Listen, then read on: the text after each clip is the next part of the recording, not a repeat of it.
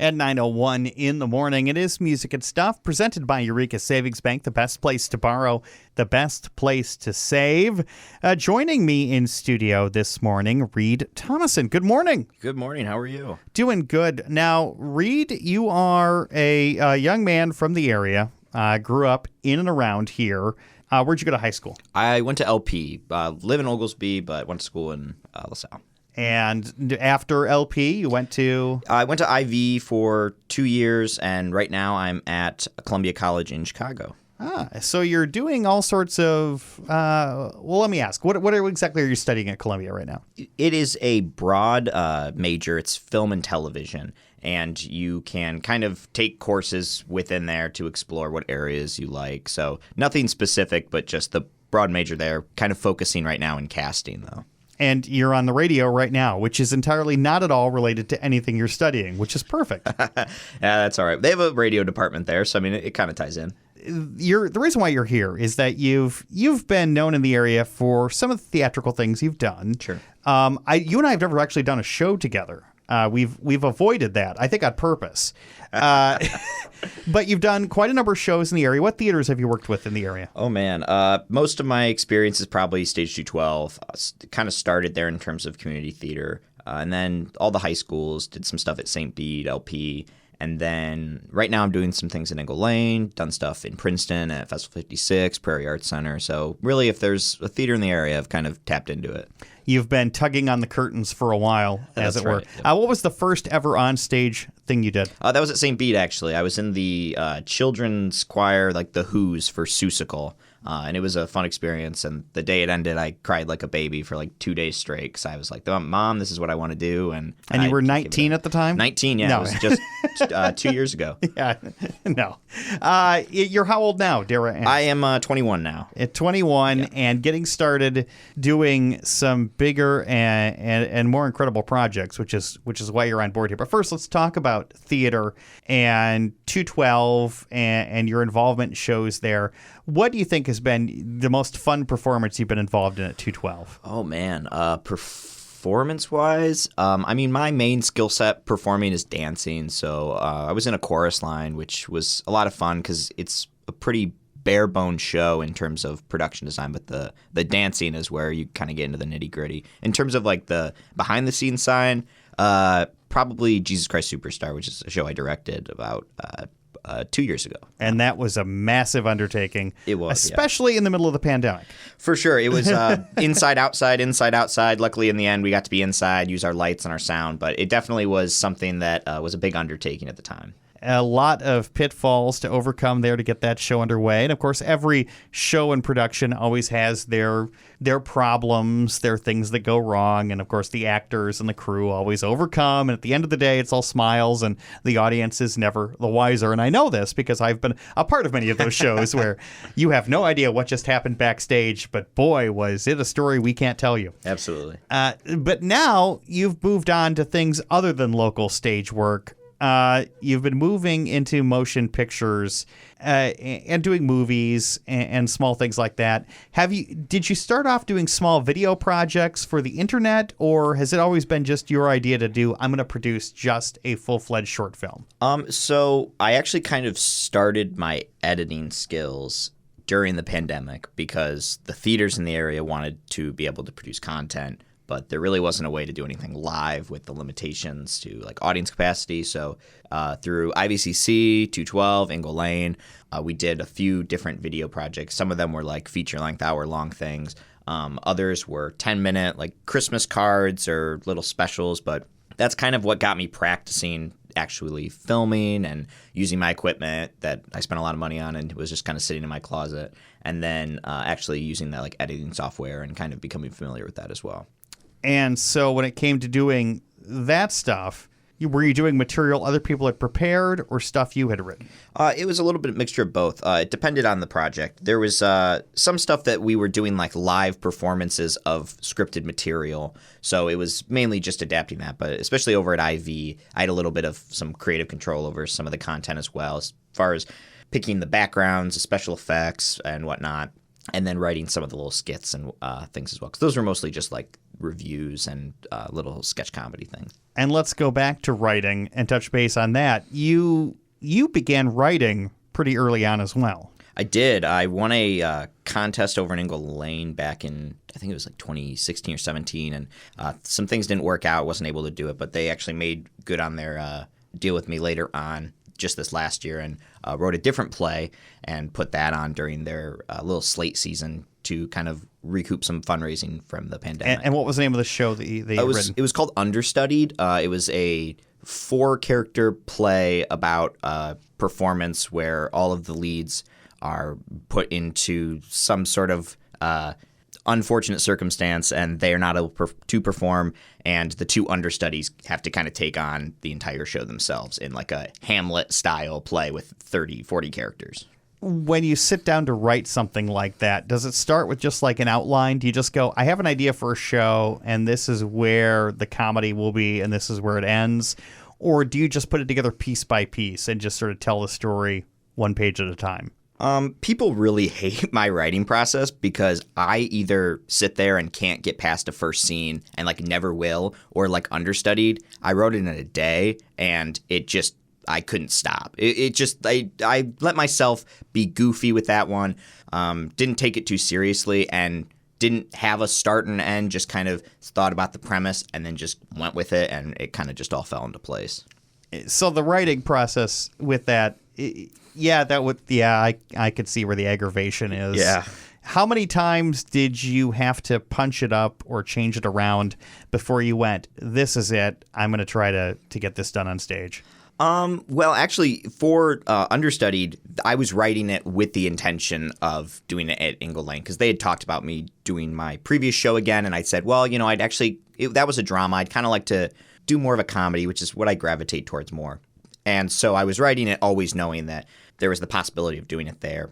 But there were definitely a couple drafts of it, some changes to the endings. And the good thing about a project like that, though, is that while you're working on it, you're able to make those adjustments while you're actually doing it. There aren't like copyright rules or anything because it's your own work. So if something wasn't working on stage, we were able to say, you know what, why don't we change this scene, do a different thing instead. So when it comes to doing something like that, the daunting task of writing a show, which I can't wrap my brain around. I can barely write a paragraph. People who've read my stuff can know this for a fact. You talked a little bit about the writer's block or getting past one scene. Has it ever gotten to the point where you just backtrack and get rid of the previous 3 pages because you've talked yourself into a corner? Absolutely. Not as much with Understudied, but I mean with the film for sure, and with a lot of scripts that are unfinished as well. Yeah, you kind of are going in one direction and then you get a different idea and you're like, no, this isn't going to work anymore. We have to kind of redo it. But. And we've moved on to talking about the upcoming film. We'll get to that in a moment. We'll take a quick break. It is Music and Stuff on WGLC. Reid Tomasson in studio with us. It is Classic Country 100.1 WGLC.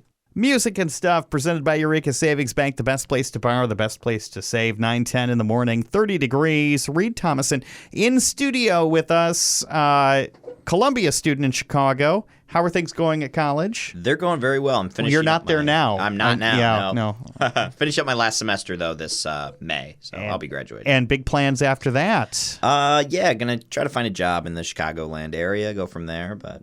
And do you think what you're doing now, which is this movie, which we haven't touched on yet, is that going to be on your resume, or are you just, going to be doing something else entirely outside of media? I'm going into, I think, casting specifically, but it definitely doesn't hurt. I mean, people are going to look at your resume, and if they don't hire you for one job, they're going to say, well, I heard about this other job, and you happen to have this on there, and this kind of goes with that. So, it doesn't hurt at all, and definitely going to put it on there for sure. Well, you started making a movie. It's a movie you wrote. Yes. When did you start the genesis of this? When were you like, all right, well, here we go. This is the script. I'm going to start putting the piece together. I'm actually going to put this on film. Well, the original idea is actually like 2 or 3 years old, and I just needed to find the right environment to put it in. And what's the title? It's called Common Creatives.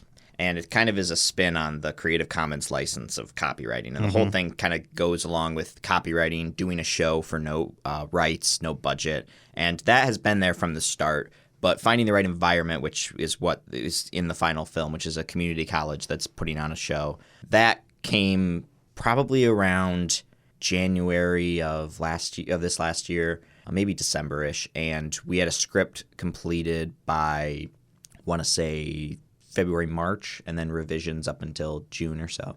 How many pages was the screenplay?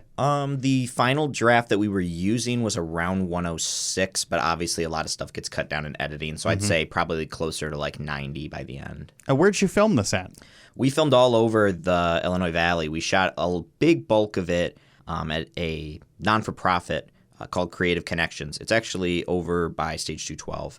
And we shot it because it kind of looked like a rehearsal hall. So we were able to shoot there. We shot over in Ottawa at a place called Wallace Hall that we're going to be doing some of our screenings at. That was kind of the black box style theater. And then we shot at Stage 212, shot at some different parking lots in LaSalle too, and randomly. But everything was within the IV. And you had permission to film at most of those places, I'm sure. Yeah, absolutely. A little bit of guerrilla camera work, I'm sure. Oh, for sure. So I do have to ask, because I did dabble in some of the movie making process back in the days of VHS, and it's just horrible and terrible. And now with the technology and with the equipment, it's 10 times easier. What are you using for cameras and for audio? Are you using just a high-end camera, or how are you doing that? Yeah, the camera is a Panasonic. It's just a camcorder. Pretty nice camcorder, and it doesn't work, I think, so well for like cinematic film, but it gives a perfect like raw documentary look, which is exactly what we're going for the film. So that worked out well. And as far as camera or audio goes, we wanted this to feel as much of a student film as possible, because within the plot, it is a student's like college admission film. And spoilers, you are a student. I am, yes. So I guess it does sort of track. It works for me, yeah. So, and I'm not a camera operator either, and I'm not a sound expert. Most of my creative process is, in front of the camera, not behind it. So having to hold the camera, work with the sound, the entire time I was just thinking, well, it all works, because the character that's supposed to be running this doesn't know what they're doing either. So it'll work out in the long run. And as far as camera goes, we shot – everyone at my school is going to hate me, but we shot straight to camera with our audio. So, yeah. And it worked out fine, but you can tell we shot straight to camera with the audio too. No syncing required. No, not at all. It was great. Nice breeze in the editing room for sound. So. And you have a few local people involved in the project, Yes. A majority of local people. Yeah, I think we only have a couple that are out of the area. One from Peoria and one that's, I think, like an hour and a half away. So the show is about a struggling community college production trying to put all the pieces together to get something on stage without having to pay a dime for it. Right, yep. Which, again, being cheap, it's all up my alley. I'm already interested in this already. Now, if somebody wants to find out more about the film or see the film, do you have screenings set coming up? Yeah, so we have a Facebook group. It's called Common Creative Screenings. You can join it. It's public. And we post about all of our screenings on there. We're going to be doing 2 different screenings on the 14th and 15th. Those are going to be over at Wallace Hall, like I said, in Ottawa. It's around the Roxy, but you enter from behind the block.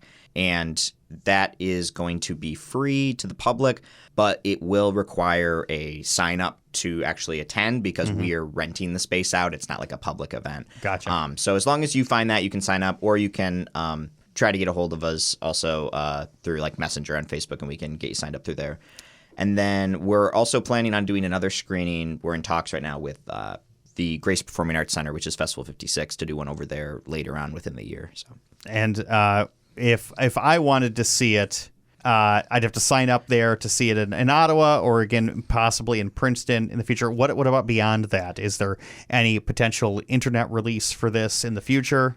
We're talking about doing a potential DVD release, maybe a digital copy. But, I mean, if you want to watch it, you can just come over and watch it whenever you want. We'll just play it here in the studio. That's fine, yeah. Some morning. Reid Tomasson here in the studio talking about his film project, college film project, basically. Now, is this for a class, too, or not? Or It is not. No, it's just kind of I think a lot of early filmmakers, and by early, I don't mean early, but, the people in the 90s that are still working today now, when they were getting their starts, all of their first movies were just to say, hey, I made a movie. Now I can say I'm a filmmaker and keep doing it. That was kind of what this movie was. So. And unlike Kevin Smith, did you have to max out every single credit card you had? I did not, no. I would have if I had the money to do that. But we had a real small budget, and luckily actually every place that we filmed at, we were able to shoot for free. And location is definitely where things got the most expensive. So, well, that's great news then, to come in substantially under budget to get something like this put together and done. And with any project like this, I'm sure there's moments you wish you could do differently. Now, we're not going to talk about that because that is... I know, to a filmmaker, to an artist, or to anything, where it's like, what would you have done differently? And it's like, oh, I could go on all day. Right, I would have not done this, that, or the other. But let's talk about the future. Is there another project in the works? Did this didn't ruin the taste in your mouth? Obviously, you're talking about it now, so you're kind of excited and giddy. Yeah. Is there something else coming that you're just be like, all right, this is going to be the next thing. It's going to be bigger and better and... There is. We've been showing actually a little teaser at our screenings that we've been doing for our next project. It's going to be shooting next summer, and it's another mockumentary. We have a lot of the same cast returning, but it is a movie called Foul Players, and it is about a family that dabbles in murder mystery performance, and they travel around their area and perform different like murder mystery dinners. But they are a very dysfunctional and weird bunch, to say the least. So that is the teaser that's on the horizon. Yes. Written and directed by? Yeah, we're actually I'm going to be writing and directing it, but the script is going to be mainly improv. We're going to try to do all non-scripted dialogue, because a lot of the scenes that we shot in Common Creatives are non-scripted dialogue, and those are actually my favorite in the film. So we're going to try to give the actors some scenarios and let them have the freedom to say whatever they want to say. Improv is always fun. I've done a couple of those improv events. Always a great time when you can put your other fellow actors and actresses on stage into a tight spot. For sure. As it were. Embarrass them slightly. Reid Tomasson in studio talking about his film project, his other projects. Columbia, things at school going well? They are, yes, absolutely. And you're staying in Chicago then? You have a place up there? I do. I'm going to be coming home, actually. I'm hoping to work more in the suburb areas, but going to find a job and then move from there. But I'll be coming back for the summer. I'm going to be directing a show and working on some other projects in the area. So. And that show you're directing is at Ingle Lane? It is, yeah. Something Rotten. It's a wonderful musical comedy. It kind of works because every show I've directed at Ingle Lane so far is some sort of Renaissance comedy that spoofs theater in some way. So this is nonetheless, but very big, dance-heavy, tap dancing, fun show that makes fun of different musicals and kind of is a nice jest. Turning into Ken Ludwig. Reid Tomasson in studio with us here on Music and Stuff. And somebody wants to see your film. Again, there's a Facebook page. Yes, Common Creative Screenings. If you want to join that, it is a public page that you can join, and we will post all of our information on there. And tickets on sale at some point for the show you're directing this summer. Yeah, that we are going to have auditions, I think, at the end of March, and then tickets will be probably, besides for like season tickets, probably I would assume sometime in June or July. The show opens in the start of July. And that's going to be at Ingle Lane. Yes, Ingle Lane and Streeter. Yep. All right, thank you for joining us this morning. Yeah, thank you. I've had a great time. Thanks for having me. It is Music and Stuff on Classic Country 100.1 WGLC, brought to you by Eureka Savings Bank. The best place to borrow, the best place to save.